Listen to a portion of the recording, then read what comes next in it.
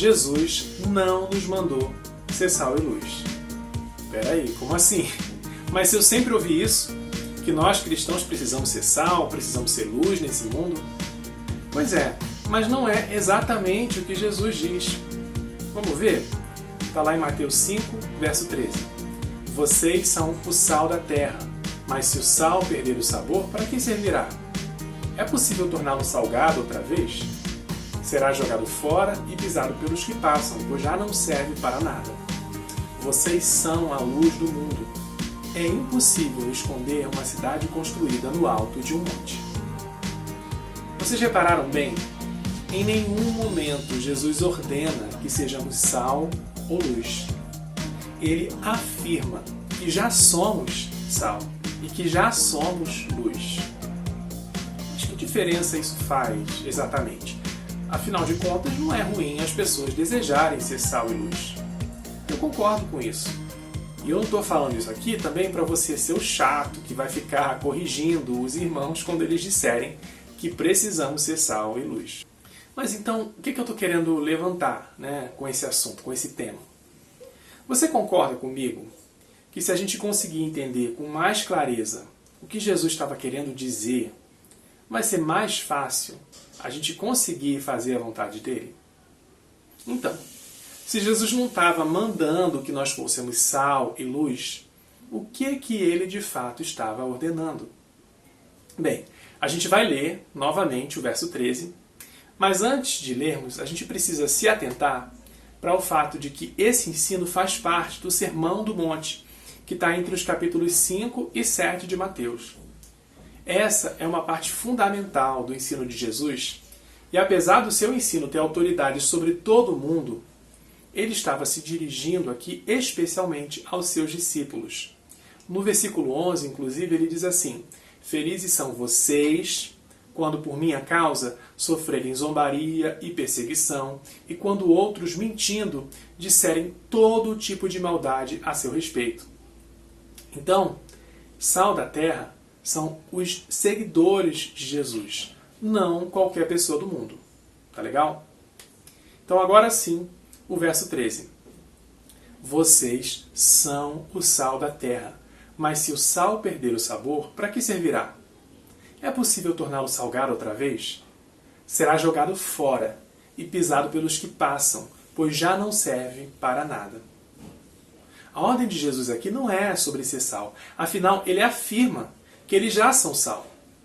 A ordem é sobre não perder o sabor. É como se ele dissesse: vocês já são sal, então não percam o seu sabor. E como é que o sal poderia perder o sabor? Eu estudei sobre duas formas.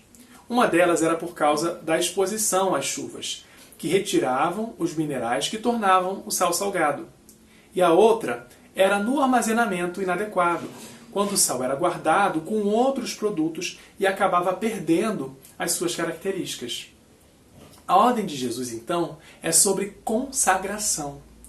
Que não deixemos que aquilo que define a nossa identidade como seus seguidores seja perdido nem pelas circunstâncias da vida, como a chuva, nem pelo fato de estarmos num mundo cercado por pessoas que não seguem a Cristo, que têm outros valores, outra natureza, que não são sal. No próprio Sermão do Monte, nós entendemos o que significa ser um seguidor de Jesus. Que a obediência que ele requer é muito mais profunda do que regras exteriores. Que segui-lo significa negar as nossas inclinações naturais.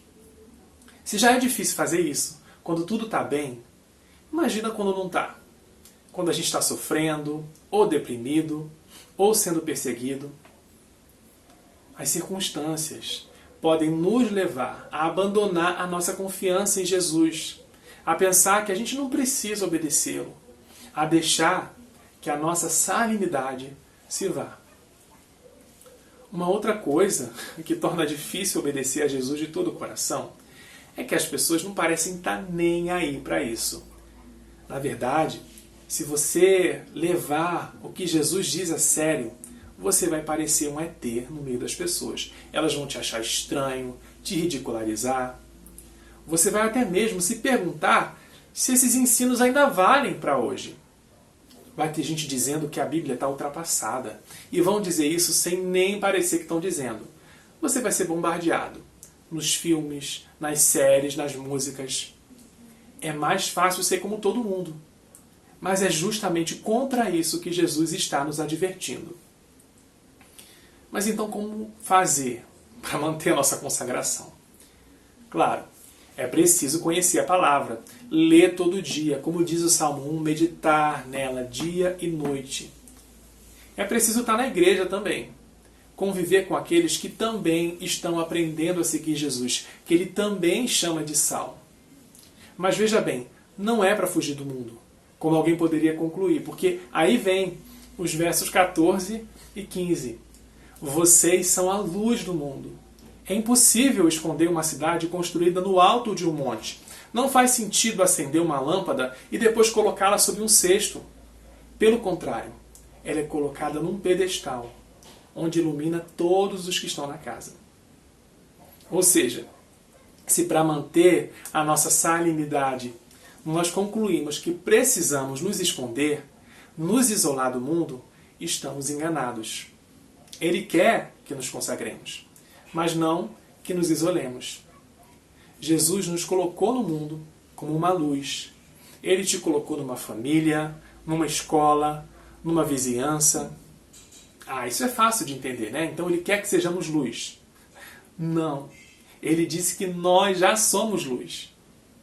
Porque muitas vezes a gente coloca uma pressão exagerada sobre nós. Eu preciso ser luz. Mas ele disse que já somos. Então você não precisa estar nesses lugares, né, achando que precisa ser o Senhor ou a Senhora perfeito, tentando fazer todo mundo gostar de você para então atrair essas pessoas a Deus. Não. Você só precisa estar ali guardando de todo o seu coração o ensino de Jesus. Algumas vezes isso vai fazer com que as pessoas não gostem de você.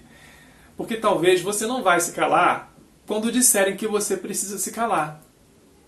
Porque você não vai estar preocupado em satisfazer as expectativas delas, mas as de Jesus. Então você não precisa nem ficar pensando, em que boas obras você poderia fazer. Porque se você está obedecendo a Jesus, fazendo, por exemplo, o que ele ensina no Sermão do Monte, você já está fazendo boas obras, mesmo que a princípio as pessoas não enxerguem isso. Então, não se esconda. Resumindo, Jesus não está nos mandando ser sal e luz, porque nós já somos. O seu ensino, na verdade, é: consagre-se a mim, mas não se esconda do mundo. Bem, eu vou parar por aqui. Eu adoraria continuar nesse assunto, mas então eu preciso do seu feedback para isso. Você entendeu que não precisa se esforçar para ser sal e luz, porque você já é? Tem alguma coisa que não ficou clara, que eu poderia ter explorado mais? O que é mais difícil para você? Se consagrar a Jesus ou se expor nesse mundo? Deixa nos comentários. E deixa também o seu like, se inscreve no canal, assim você me ajuda demais. E é claro, compartilha. Se você gostou desse vídeo, compartilha com alguém. Um abraço e até a próxima, se Deus quiser.